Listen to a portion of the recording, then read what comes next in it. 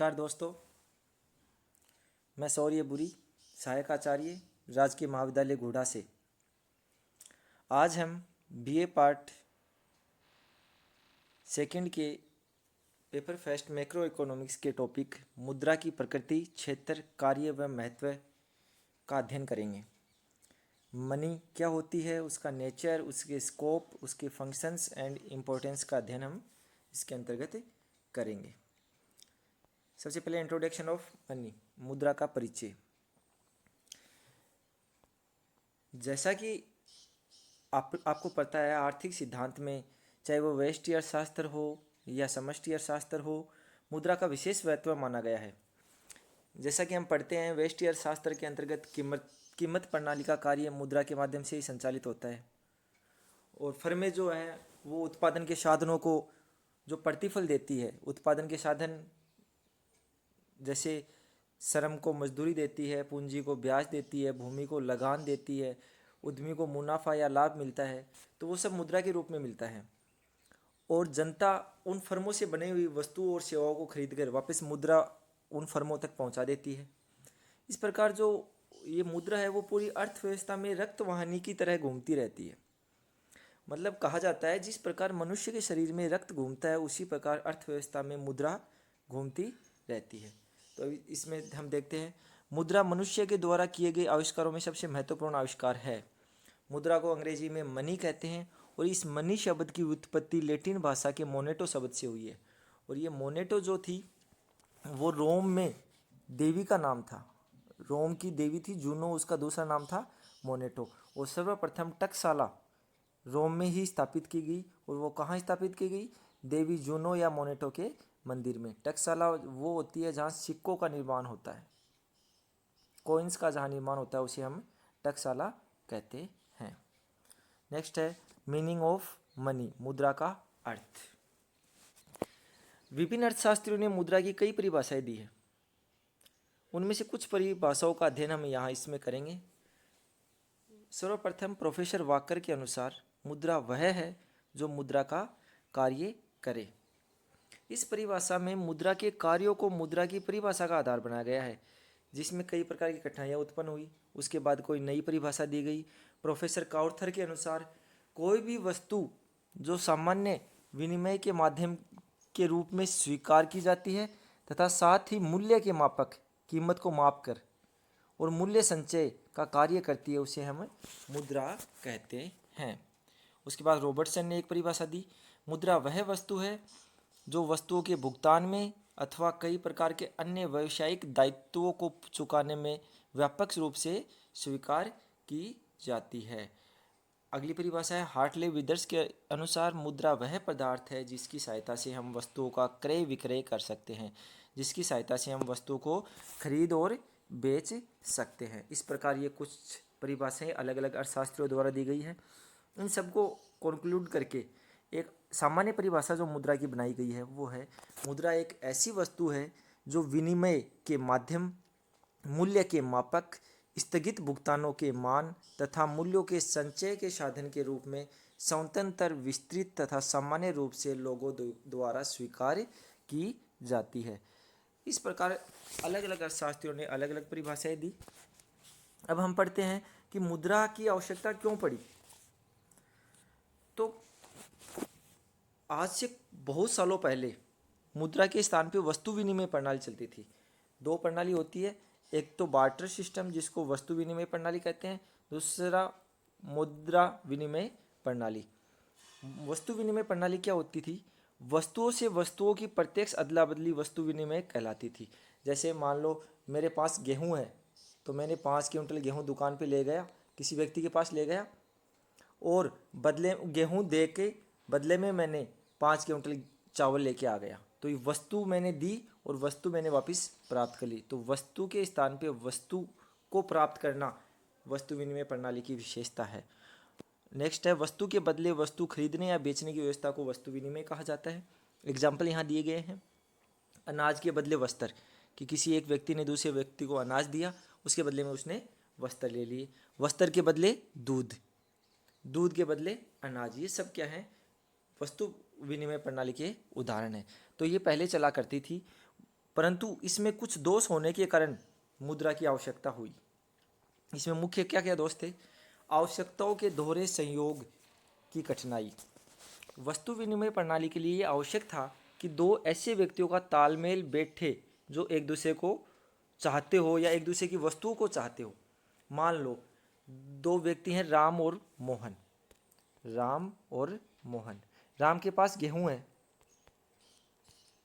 और मोहन के पास कपड़ा है।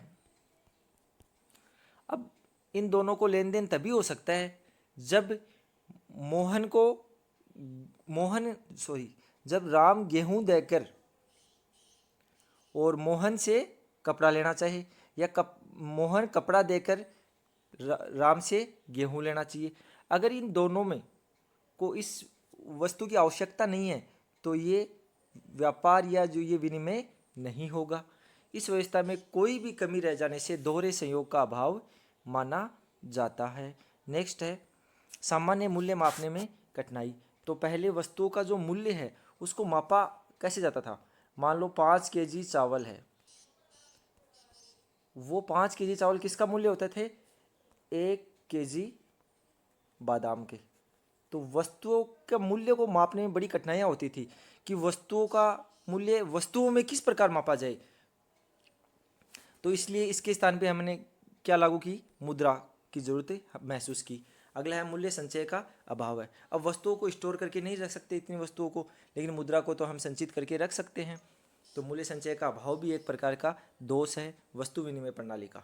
अविभाज्य वस्तु के विनिमय में कठिनाई। अब कुछ वस्तुएं ऐसी होती है जो अविभाज्य होती है। मान लीजिए एक व्यक्ति के पास एक गाय है और वह जूतों की एक जोड़ी खरीदना चाहता है। तो गाय, ये तो है नहीं कि पूरी गाय को बेचकर वो जूतों की एक जोड़ी खरीदेगा, और गाय क्या है? अविभाज्य है। तो गाय की अविभाज्यता के कारण उसे जूतों की एक जोड़ी मिलनी कठिन होगी। जब तक गाय के मूल्य के बराबर विभिन्न प्रकार की आवश्यक वस्तुएं नहीं मिल जाती, तब तक गाय का स्वामी इसके बदले में अन्य वस्तुएं प्राप्त करने के लिए मना कर देगा। तो ये भी एक प्रकार का वस्तु विनिमय प्रणाली का दोष था। भावी भुगतानों में कठिनाई कि भविष्य में हम जो भी भुगतान करेंगे, भविष्य में जो भी पेमेंट करेंगे वो किस प्रकार करेंगे वस्तुओं में। तो वस्तु देकर तो हम भविष्य का पेमेंट कर नहीं सकते। तो ये प्रॉब्लम भी आई बार्टर सिस्टम वस्तु विनिमय प्रणाली में, इसलिए मुद्रा की आवश्यकता हुई। मूल्य स्थानांतरण की कठिनाई। अब मुद्रा को तो हम एक स्थान से दूसरे स्थान में भेज सकते हैं, एक वस्तु से दूसरी वस्तु में भी उसको लगा सकते हैं, बट वस्तुओं का स्थानांतरण संभव नहीं है। तो इसलिए मूल्य स्थानांतरण की कठिनाई सामने आई, और इन सभी कारणों के कारण वस्तु विनिमय प्रणाली के स्थान पे मुद्रा विनिमय प्रणाली शुरू हो गई। अब हम पढ़ेंगे फंक्शंस ऑफ मनी। मुद्रा के क्या क्या कार्य हैं।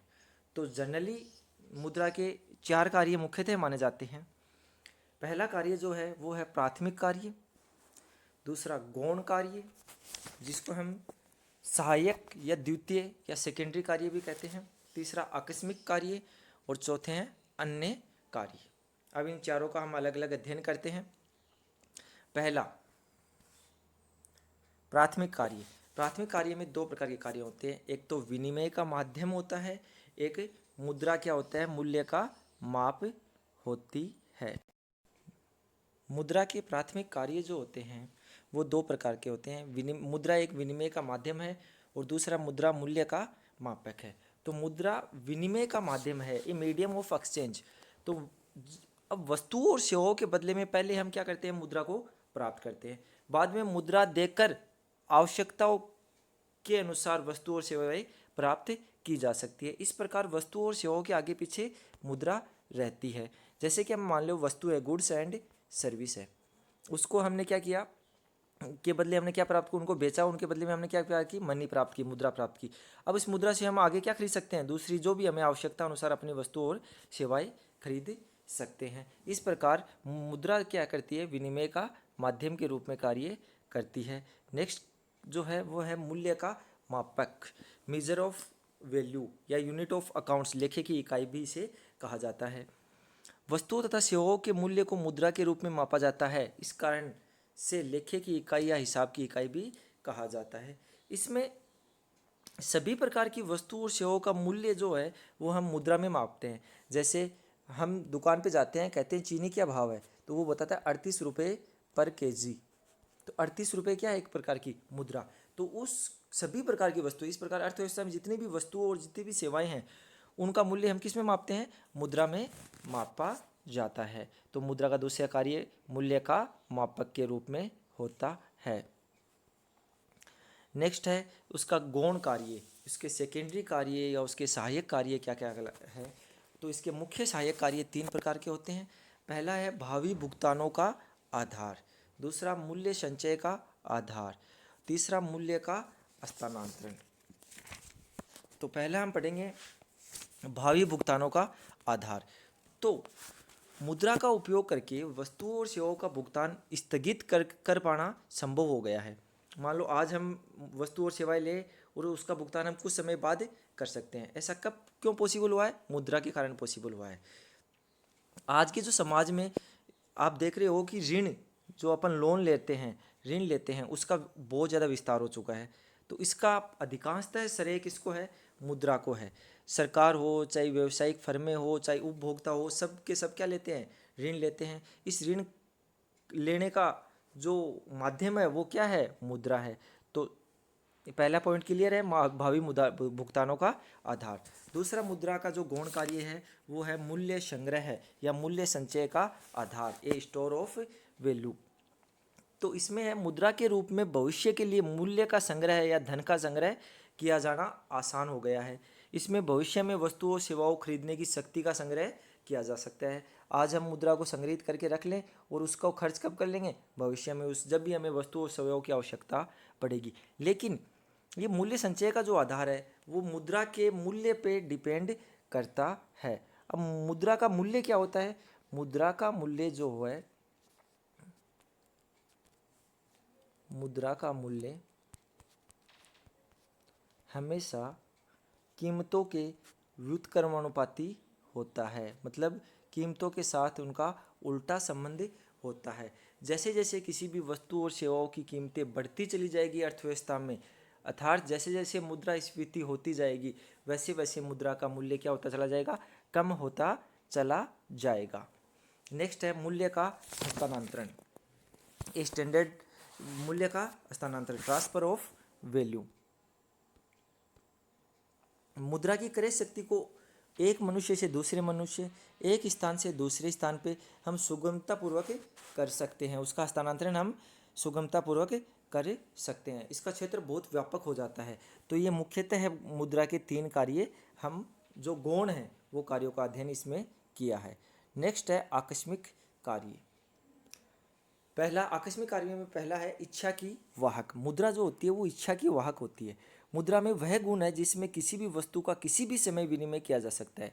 फॉर एग्जाम्पल, अपनी इच्छा हुई कि अपने पास जो सोना पड़ा है उसको हम मार्केट में बेच के आए, तो हमारे मुद्रा में ही वो गुण है कि हम सोने को बेचेंगे और हम मुद्रा प्राप्त कर लेंगे। तो मुद्रा मनुष्य को भावी निर्णय, जो भविष्य में जो डिसीजन लेने होते हैं उनमें क्या करती है, सहायता करती है। दूसरा है धन को तरलता प्रदान करना।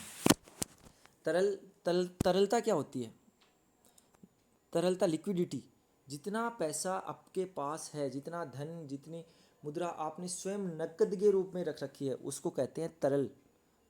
तो तरलता के कारण मुद्रा स्वयं मूल्य संचय का कार्य करती है। जैसे मान लो अचानक आकस्मिक कोई भी संकट आ गया, कोई एक्सीडेंट हो गया, कोई प्राकृतिक विपदा आ गई, तो उनका सामना करने के लिए हमें किसकी आवश्यकता होगी, मुद्रा की आवश्यकता होगी। प्रतिदिन के लेन देन करने के लिए भी हमें मुद्रा की आवश्यकता होगी। कोई भी सट्टा लगाने के लिए या निवेश करने के लिए हम मुद्रा को किसके रूप में रख सकते हैं, तरल रूप में रख सकते हैं। जब जब हमें उसकी आवश्यकता होगी तब उसको हम खर्च कर सकते हैं। तो धन को तरलता प्रदान करना भी मुद्रा का एक मुख्य कार्य है। नेक्स्ट है भुगतान क्षमता की सूचक। किसी भी व्यक्ति या फर्म के पास मुद्रा रूपी तरल संपत्ति उसकी भुगतान क्षमता की सूचक होती है। अब अपने को पता है कि कोई व्यक्ति कितना पैसा दे सकता है, कितना पेमेंट कर सकता है, ये किस पे डिपेंड कर रहा है कि उसके पास कितनी मुद्रा रखी गई है।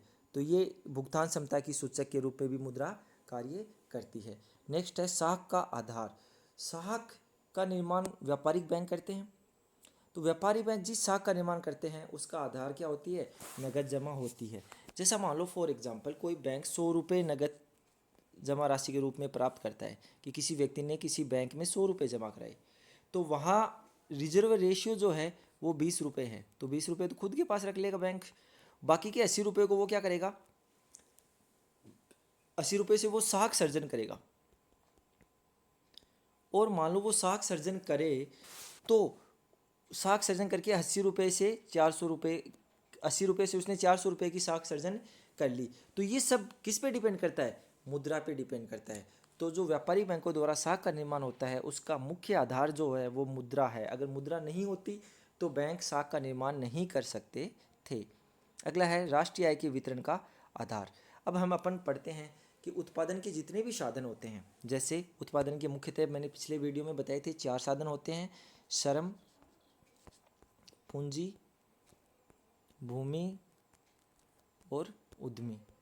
इन सभी साधनों को जब ये अपना कार्य करते हैं तो इनको प्रतिफल मिलता है। प्रतिफल किसके रूप में मिलता है, श्रम को मजदूरी मिलती है, श्रम मजदूरी मिलती है, वो मुद्रा में मिलती है। पूंजी को ब्याज मिलता है, वो भी मुद्रा में मिलता है। भूमि को लगान, वो भी मुद्रा में। उद्यमी को लाभ मिलता है, मुनाफा मिलता है, वो भी किस में मिलता है, मुद्रा में मिलता है। तो इस प्रकार राष्ट्रीय आय के वितरण का आधार भी क्या ही है, मुद्रा ही है। Thank you.